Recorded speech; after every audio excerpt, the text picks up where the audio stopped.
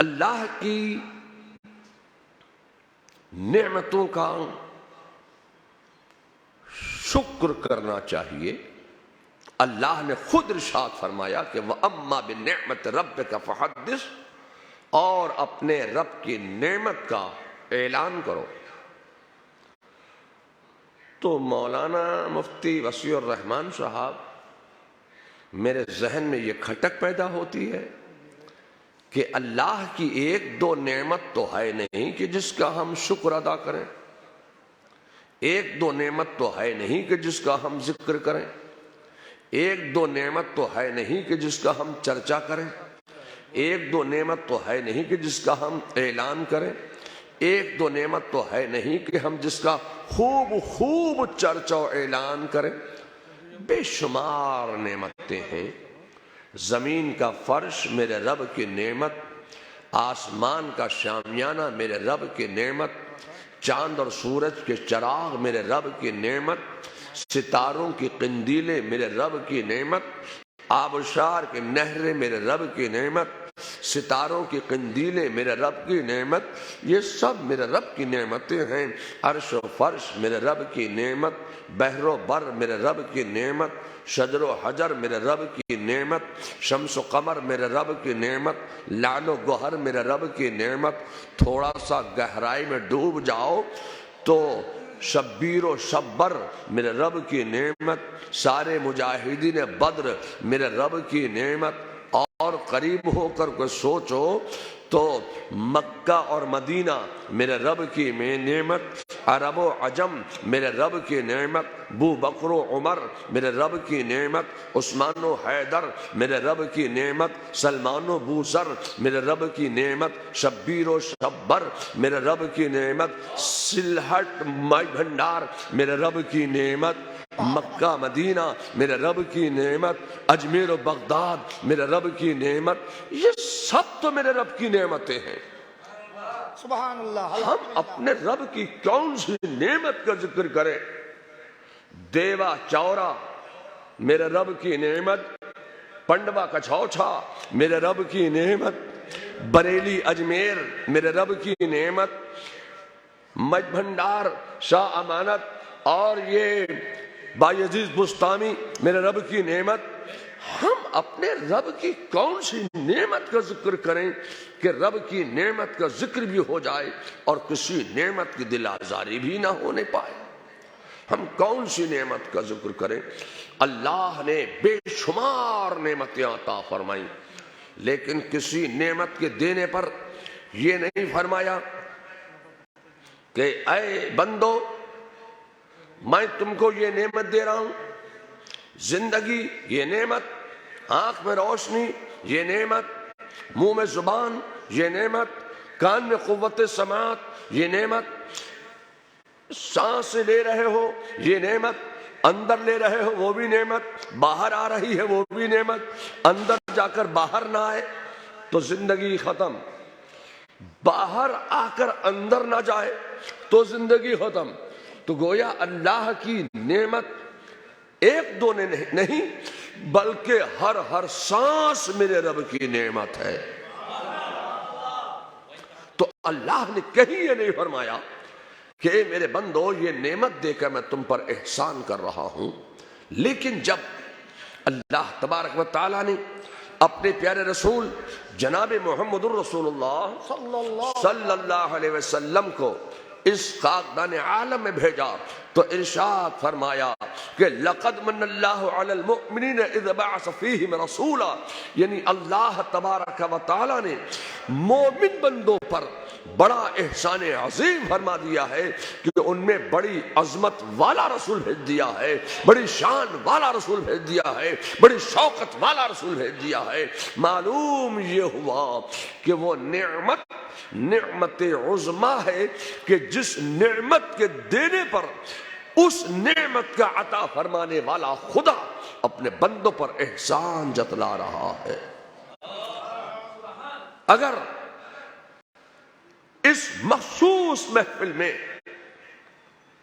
اللہ کی اس نعمت کا ذکر کر دیا گیا مصطفیٰ جان رحمت کا اگر ذکر کر دیا گیا تو گویا اللہ کی ہر نعمت کا ذکر ہو گیا، اس لیے کہ اللہ کی تمام نعمتیں صدقے میں ملی ہیں پیارے مصطفیٰ جناب محمد الرسول اللہ صلی اللہ علیہ وسلم کے۔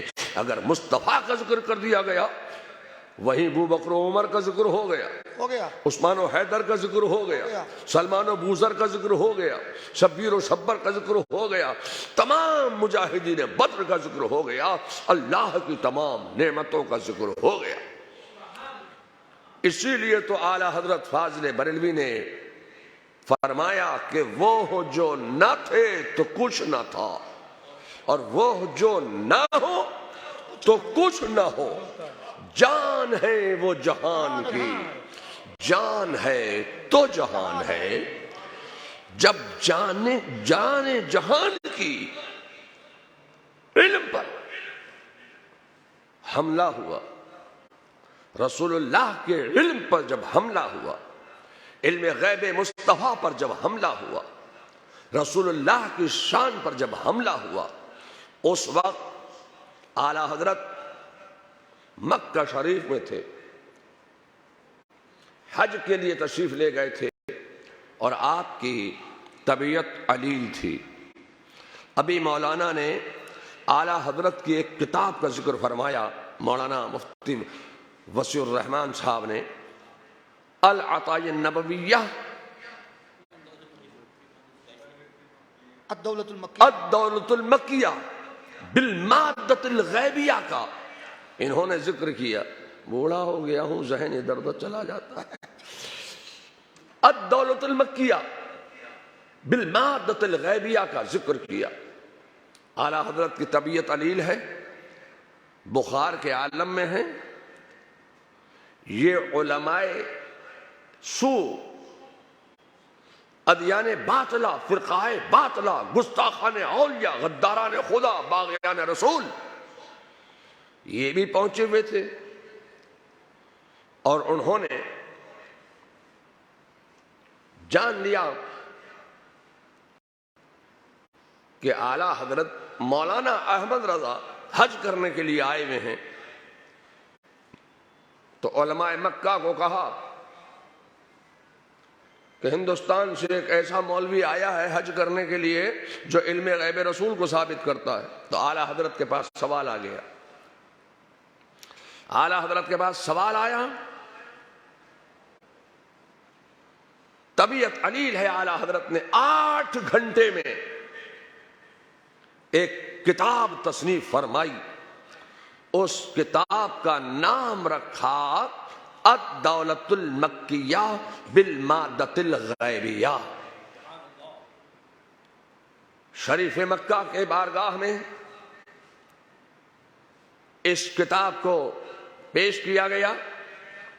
شریف مکہ نے جب اس کتاب کو دیکھا تو اعلیٰ حضرت کا رائٹنگ، اعلیٰ حضرت کے دلائل، انہوں نے کہا یہ کس نے لکھی ہے؟ یہ کسی حضرت کی نہیں معلوم ہوتی ہے۔ ایسے دلائل، ایسی زبردست تصنیف، علم غیب مصطفیٰ پر ایسے دلائل و براہین کے انبار، یہ کوئی حضرت نہیں ہو سکتا، یہ تو کوئی اعلیٰ حضرت معلوم ہوتا ہے۔ یہ کوئی حضرت نہیں، یہ تو کوئی اعلیٰ حضرت ہے۔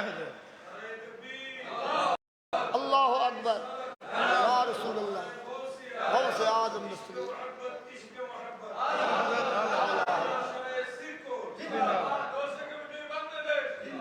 اس وقت تک کسی نے مولانا احمد رضا کو، مفتی احمد رضا کو، علامہ احمد رضا کو، حضرت احمد رضا کو اعلیٰ حضرت نہیں کہا تھا۔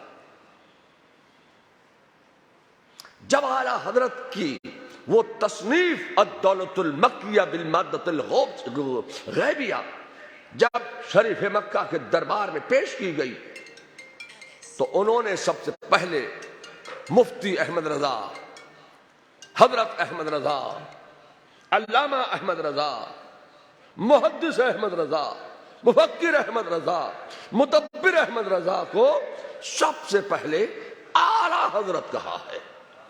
سبحان اللہ سبحان یہ لفظ اعلی حضرت اتنا مقبول ہوا کہ مولانا احمد رضا کا علم بن گیا.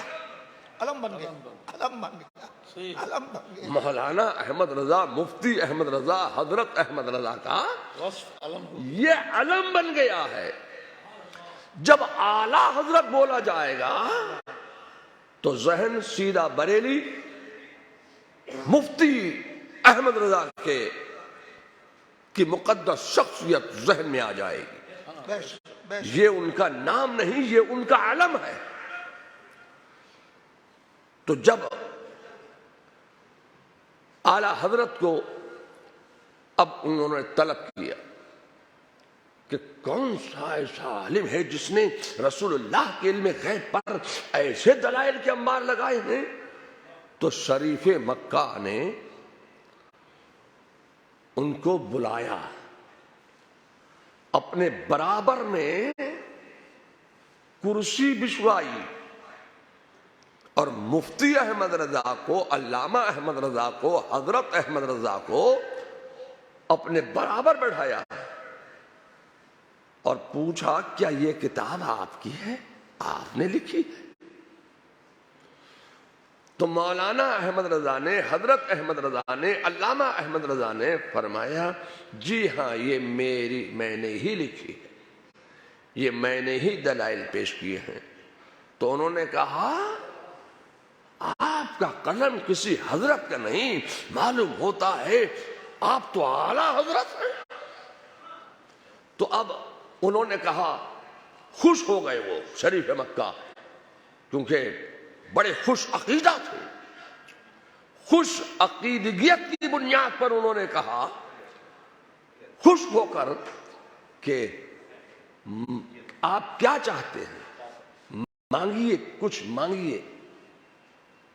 تو اعلیٰ حضرت وہاں مانگنے کے لیے نہیں گئے تھے. لوگوں نے تو یہ سمجھا تھا کہ مولانا احمد رضا علم غیب پر قلم نہیں چلا سکتے، حوالے نہیں دے سکتے، اس لیے کہ لائبریری سے دور ہیں، حوالہ کہاں سے لائیں گے، اور یہ تو علماء کی مجلس ہے، علماء کا مقام ہے، تو علماء تو حوالے پوچھیں گے، تو یہ حوالہ کہاں سے دیں گے. تو اعلیٰ حضرت نے جو تحریر کی ہے، قلم چلایا ہے، ایسے حوالے دیے ہیں. تو فرما دیا اعلیٰ حضرت نے، یہ ذہن دے دیا کہ میں اپنی لائبریری سے دور ہوں تو کیا ہوا، میں اپنے کتب خانے سے دور ہوں تو کیا ہوا، میں تو اس خزانے سے قریب ہوں جہاں سے ہر خزانے تقسیم کیے جاتے ہیں، میں اس خزانے سے قریب ہوں. اگر میں اپنے کتب خانے سے دور ہوں تو کیا ہوا، کیا ہوا. تو دلائل براہین کے انبار لگا دیے. تو شریف مکہ نے بھی کہا خوش ہو کر مانگیے آپ کیا چاہتے. تو جانتے ہو اعلیٰ حضرت نے کیا مانگا؟ اعلیٰ حضرت نے فرمایا کہ مدینہ شریف جانا ہے اور وہاں کے جو خدام ہیں وہ رات کو رکنے نہیں دیتے ہیں. میں چاہتا ہوں کہ مجھے کم از کم ایک شب قدم آئے ناز رسول میں گنبد خضرا کی چھاؤں میں مسجد نبوی میں ایک شب رکنے کی اجازت مل جائے. کیا مانگا اعلیٰ حضرت نے؟ ایک شب مسجد نبوی میں رکنے کی، روضہ رسول پر حاضر رہنے کی، رات بھر حاضر رہنے کی مجھے اجازت مل جائے. فوراً ہی شریف مکہ نے قلم چلایا، لکھا، اور وہاں کے گورنر کو، گورنر مدینہ کو فوراً ہی لکھا اس نے، اور ایک خط لکھ کے دیا اور اپنے کارندے کو دیا کہ اس پہ مہر لگائی جائے. مہر لگائی، دستخط کر دیے. اعلیٰ حضرت اس وقت بہت علیل تھے، طبیعت خراب تھی اعلیٰ حضرت کی. 8 دن اونٹ کی پیٹھ پر سوار ہو کر اس بخار کے عالم میں، طبیعت خراب کے عالم میں اعلیٰ حضرت 8 دن کا سفر طے کر کے اونٹ کی پیٹھ پر بیٹھ کر مدینہ شریف پہنچے اور اعلیٰ حضرت کو مسجد نبوی میں رسول اللہ کے روضے پر ایک رات رہنے کی اجازت مل گئی۔ سبحان اللہ سبحان اللہ، واہ واہ۔ تو اعلیٰ حضرت نے وہیں وہ ایک نعت لکھی جس کا مقطع یہ ہے: کوئی کیوں پوچھے تیری بات، تجھ سے منگتا ہزار پھرتے ہیں، تجھ سے کودتے ہزار پھرتے ہیں، تجھ سے شہدہ ہزار پھرتے ہیں۔ اعلیٰ حضرت نے اب وہاں وہ اعلیٰ حضرت جو ہیں وہ رسول اللہ کی زیارت کے طلبگار تھے کہ مجھے خواب میں تو میں نے دیکھا ہے، اب میں چاہتا ہوں کہ اپنی آنکھوں سے رسول اللہ صلی اللہ علیہ وسلم کی زیارت کر لوں۔ ایک جب نہیں ہوئی تو اعلیٰ حضرت نے فرمایا: کوئی کیوں پوچھے تیری بات رضا، تجھ سے کتے ہزار پھرتے ہیں۔ اس پہ کسی نے کہا تجھ سے کتے ہزار پھرتے ہیں، کسی نے کہا تجھ سے کودتے ہزار پھرتے ہیں، کسی نے کہا تجھ سے شہدہ ہزار پھرتے ہیں، کسی نے کہا تجھ سے منگتا ہزار پھرتے ہیں۔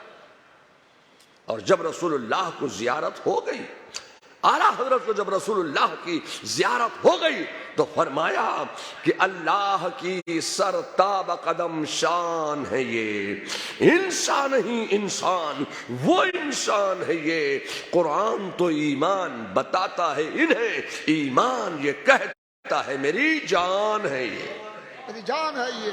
سبحان اللہ۔ اعلیٰ حضرت کا بہت بڑا مقام ہے۔ اب جب یہ کتابوں کی بات آ گئی ہے تو مولانا ڈاکٹر یوسف جیلانی صاحب نے کتنی کتابیں لکھ ڈالی بنگلہ میں۔ عربی میں اسلام ہے،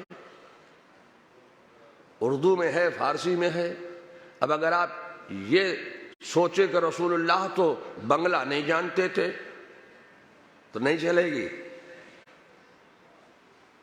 اللہ کے رسول صلی اللہ علیہ وسلم ہر زبان جانتے ہیں۔ اگر آپ بنگلہ زبان میں دعا کرو گے بارگاہ رسالت میں، اگر وہ نہیں سمجھیں گے تو آپ کی حاجت روائی کیسے ہوگی؟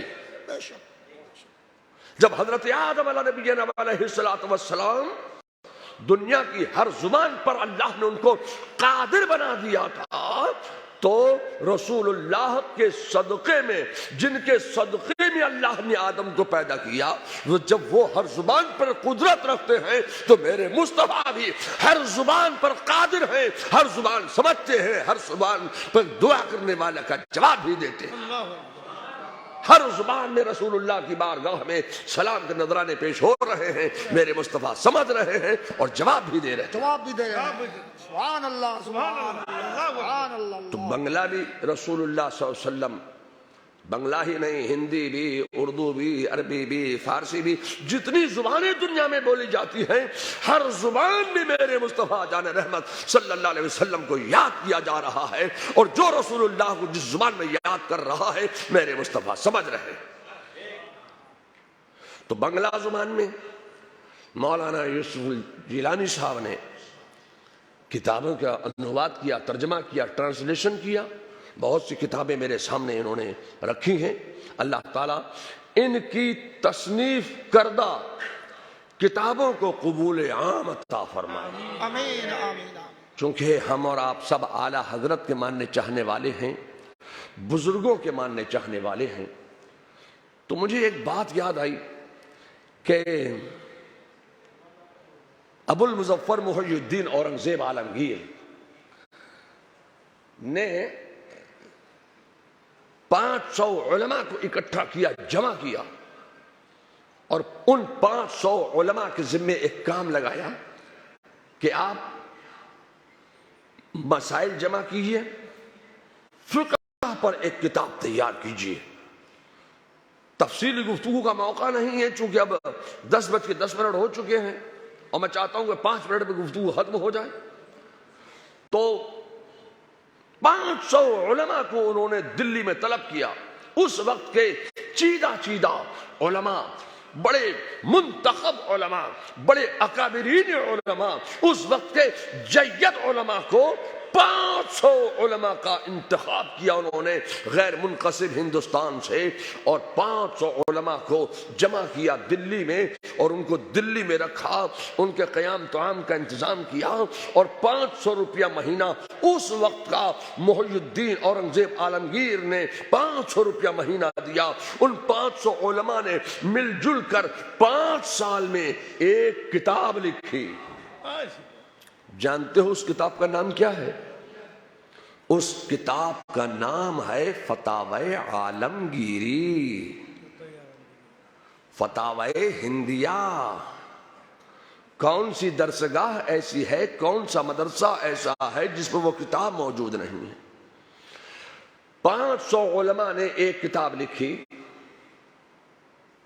مل کر ایک کتاب لکھی، 500 علماء کا قلم چل رہا ہے، تب ایک کتاب تیار ہو رہی ہے فتاوی عالمگیری، اور وہ کئی جلدوں پر ہے؟ 2 جلدوں پر، جی 2 جلدوں پر وہ کتاب آج بھی دستیاب ہے۔ آپ مولانا کے مدرسے میں سبحانیہ عالیہ میں چلے جائیے، وہاں مل جائے گی، احمدیہ سنیہ میں چلے جائیے، وہاں مل جائے گی، جتنے دارالعلوم ہیں، جتنے دارالافتاء ہیں، ہر جگہ وہ کتاب موجود ہے، اور صرف ہمارے یہاں نہیں، ان کے یہاں بھی چلے جانا، وہاں بھی ملے گی۔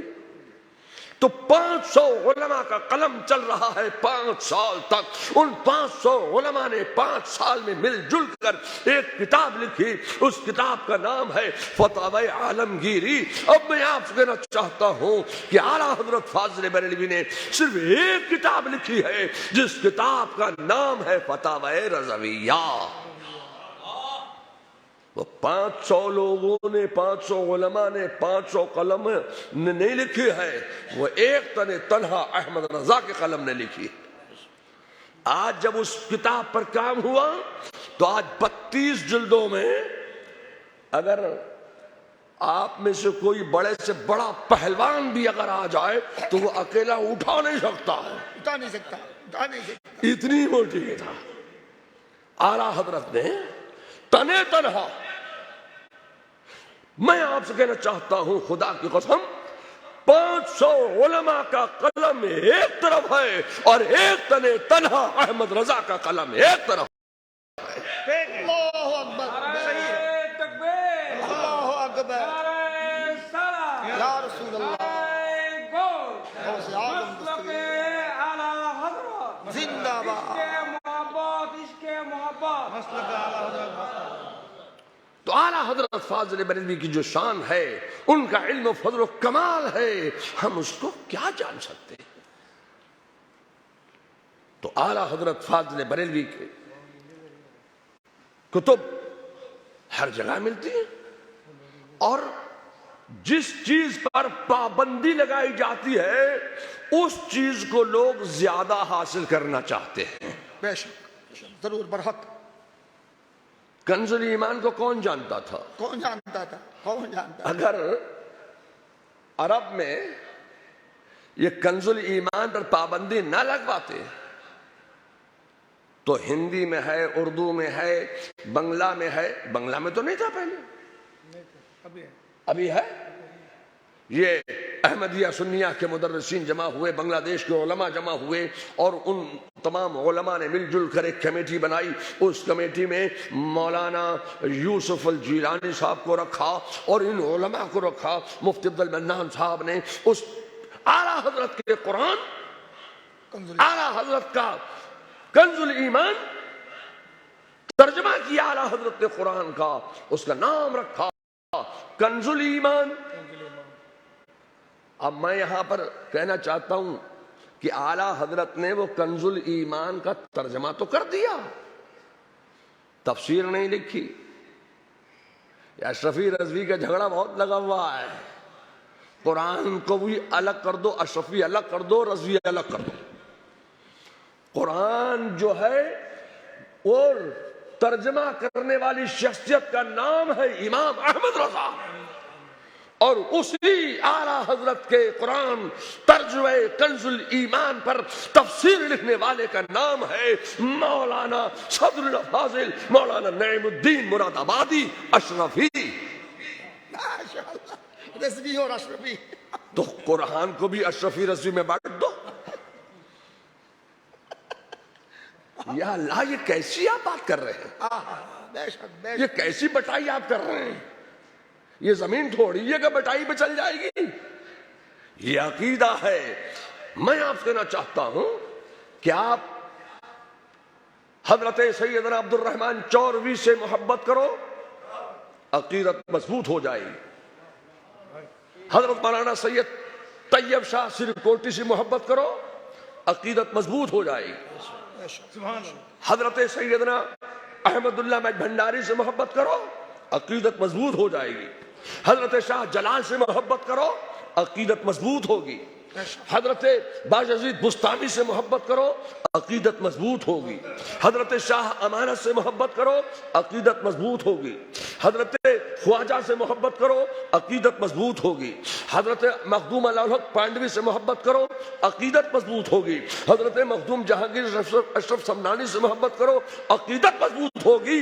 مگر میں یہیں پر رک کر کہنا چاہتا ہوں کہ اعلیٰ حضرت کی محبت ایسی ہے کہ اعلیٰ حضرت سے جیسے جیسے تمہاری محبت مضبوط ہوتی چلی جائے گی، خدا کی قسم ویسے ویسے تمہارا عقیدہ مضبوط ہوتا چلا جائے.